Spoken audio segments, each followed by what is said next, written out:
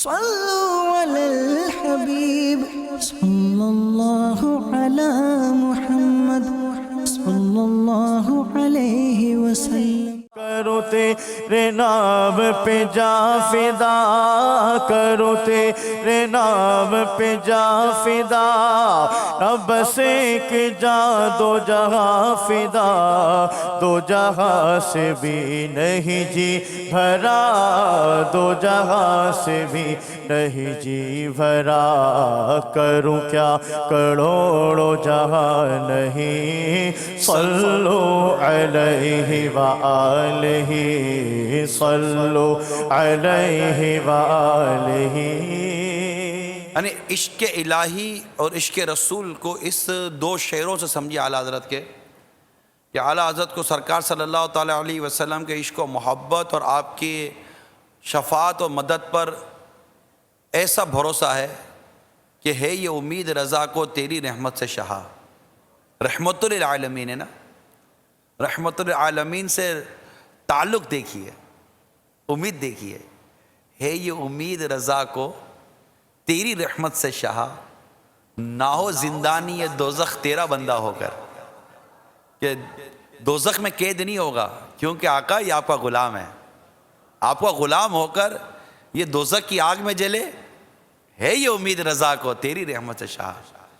اور ایک جگہ پر ایک اور مقطع میں اعلیٰ حضرت لکھتے ہیں کہ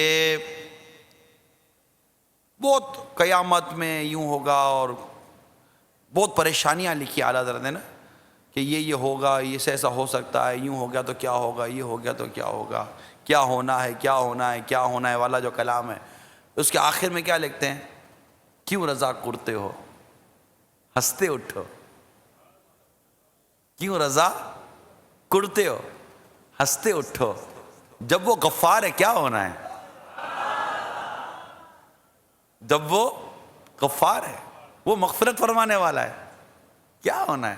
کسی نے آقا صلی اللہ علیہ وسلم کی بارگاہ میں عرض کی، آقا میرا جب حساب اللہ لے گا تو ارشاد فرمایا ہاں، کہ اللہ لے گا ہمارا حساب. تو وہ جو صحابی تھے وہ جیسے کہ نہیں خوش ہو جاتا، مسکرا رہے تھے. کہ کیوں مسکرا رہے؟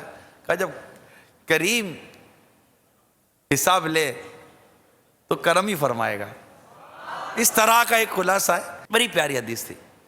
تو یوں عرض کرنے کا مقصد یہ کہ اب اعلیٰ حضرت امام اس کو دیکھیے، توحید، رسالت، صحابہ، عقائد، معاملات، ایمانیات، عبادات، اخلاقیات، حقوق العباد، ان تمام چیزوں میں اعلیٰ حضرت کمال کیا. اعلیٰ حضرت نے کمال کیا. اعلیٰ حضرت امام اہل سنت کا احترام مسلم کا جذبہ، اللہ کرے کہ عاشق اعلیٰ حضرت اس جذبے کو پانے میں کامیاب ہو جائے. اور اس کے لیے میں اعلیٰ حضرت امام اہل سنت کا فتاوی رضویہ جو تخریج شدہ ہے، اس کی 7ویں جلد کے صفحہ نمبر 230 پر ایک فتویٰ ہے. اس سے آپ اندازہ لگائیے کہ اعلیٰ حضرت امام اہل سنت کو اس طرح سوال ہوا، جماعت کا مقررہ وقت، ایک جماعت کا وقت ہوتا ہے نا، مقررہ وقت ہو گیا، اتنے میں مزید 2-4 نمازی آ گئے، مگر ان کے وضو سے فارغ ہونے سے پہلے ہی جماعت کھڑی ہو گئی. یا ان کا انتظار کرنا چاہیے تھا یا نہیں؟ آیا ان کا انتظار کرنا چاہیے تھا یا نہیں؟ اس کا جواب دیتے ہوئے میرے آقا اعلیٰ حضرت امام اہل سنت نے جو کچھ ارشاد فرمایا وہ سنیے. فرماتے یہ 2-4 شخص جو بعد کو آئے، ان کے وضو کر لینے کا انتظار نہ کیا اور جماعت قائم کر دی.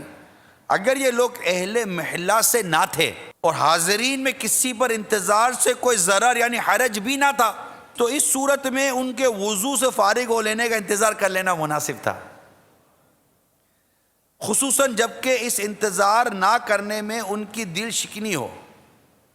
بلا وجہ کسی مسلمان کی دل شکنی بہت سخت بات ہے.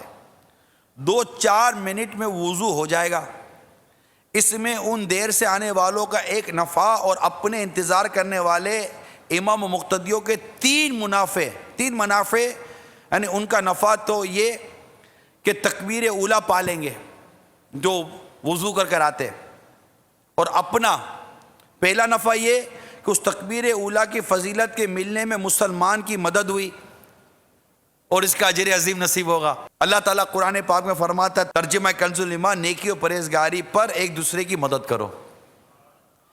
یہاں تک کہ عین نماز میں امام کو چاہیے کہ اگر رکوع میں کسی کی پہچل یعنی قدموں کی چاپ سنے، اسے پہچانا نہیں تو 2-1 تسبیح زیادہ کر دے کہ وہ بھی شامل ہو جائے۔ دوسرا فائدہ انتظار کرنے والوں کو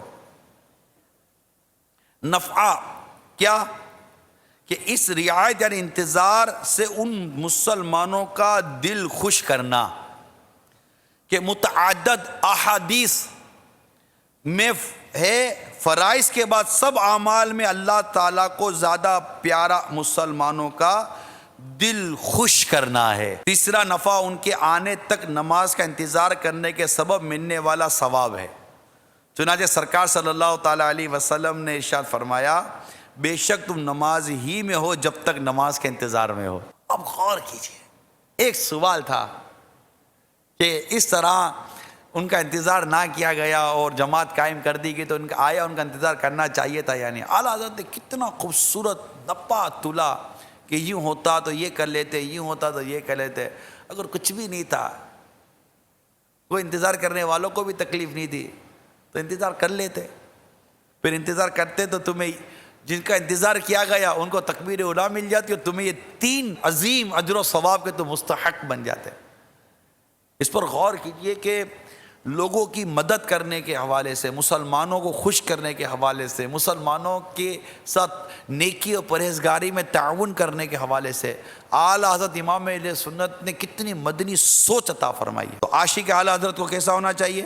مسلمانوں کا جی خوش کرنے والا ہونا چاہیے، جماعت سے نماز پڑھنے والا ہونا چاہیے، لوگوں کو تکلیف سے بچانے والا ہونا چاہیے۔ چاہے وہ جو بھی اگر آپ کہتے ہیں کہ مجھے اعلیٰ حضرت امام اہل سنت سے محبت ہے، اعلیٰ حضرت امام اہل سنت کے انداز کو آپ پسند کرتے ہیں، ان کے فتاویٰ سے محبت کرتے ہیں، تو دیکھیے اعلیٰ حضرت امام اہل سنت حقوق العباد کے حوالے سے، حقوق عامہ کے حوالے سے، مسلمانوں کو خوش کرنے کے حوالے سے، والدین کو خوش کرنے کے حوالے سے، پیر و مرشد کو راضی رکھنے کے حوالے سے، اساتذہ کو راضی رکھنے کے حوالے سے، اور عام مسلمانوں کو خوش کرنے کے حوالے سے، بدگمانی کے بچنے کے حوالے سے، حسن ظن قائم کرنے کے حوالے سے، غیبت سے بچنے کے حوالے سے اعلیٰ حضرت امام اہل سنت ایذاء مسلم کے زبردست مخالف تھے، یعنی کہ کسی چیز سے مسلمانوں کو ایذا نہ پہنچے۔ ایذا پہنچانا یہ اعلیٰ حضرت کی ڈکشنری میں نہیں تھا، معافی و درگزر فرماتے تھے اور اسی کا درس دیتے تھے۔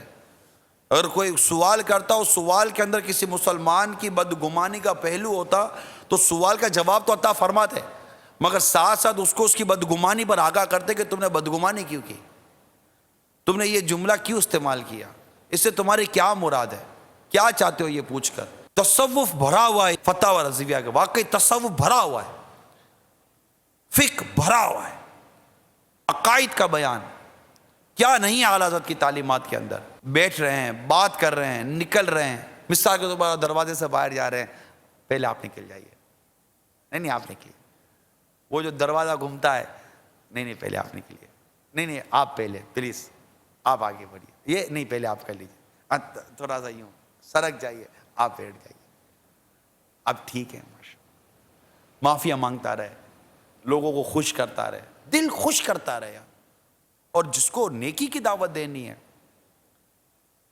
تبلیغ دین کرنا ہے، اس کو تو ویسے ہی لوگوں کو خوش کر رہا ہے۔ غم خواری، دل جو، یہ کیا ہے؟ یہ کرنے والے نیکی کی دعوت کی دھومیں مچاتے ہیں، لوگ ان سے محبت کرتے ہیں، لوگ ان سے الفت کرتے ہیں، لوگ ان کی بات سنتے ہیں، لوگ ان کی بات مانتے ہیں، جو اس انداز سے نیکی کی دعوت کو عام کرتے ہیں، جو اپنی زندگی جیتے ہیں، خود غرضی کی زندگی جیتے ہیں۔ یہ نہیں، عالم دین خود غرض کیسے ہو سکتا ہے؟ اس نے تو علم دین حاصل کیا ہے کہ خود کو بھی فائدہ دے اور دوسروں کو بھی نفع پہنچائے۔ اے اعلیٰ حضرت سے عشق و محبت کا دب بھرنے والوں، فرض علوم حاصل کرنے، غیبت میں ایذاء مسلم ہے، تہمت میں ایذاء مسلم ہے، بہتان میں ایذاء مسلم ہے۔ کسی کو اگر آپ جھوٹ بولیں گے تو اس کو تکلیف نہیں ہوگی، ایذاء مسلم ہے۔ یعنی ایذاء مسلم کے تصور کو سامنے رکھیے، گھر کے اندر گھر کے باہر، کاروبار کے اندر آپ کسی کو ملاوٹ والا مال دو گے، اگرچہ ملاوٹ کے دیگر احکام بھی سے، اس میں ایذاء مسلم ہے یا نہیں ہے؟ کسی کو مہنگا مال دے دو گے، اس میں ایذاء مسلم ہے یا نہیں ہے؟ اب آپ غور کرتے جائیے اور پھر اس حدیث کو سامنے رکھیے کہ مسلمان وہ جو اپنے لیے پسند کرتا ہے اپنے بھائی کے لیے بھی وہی پسند کرتا ہے۔ صلو علی الحبیب صلی اللہ علی محمد صلی اللہ علیہ وسلم۔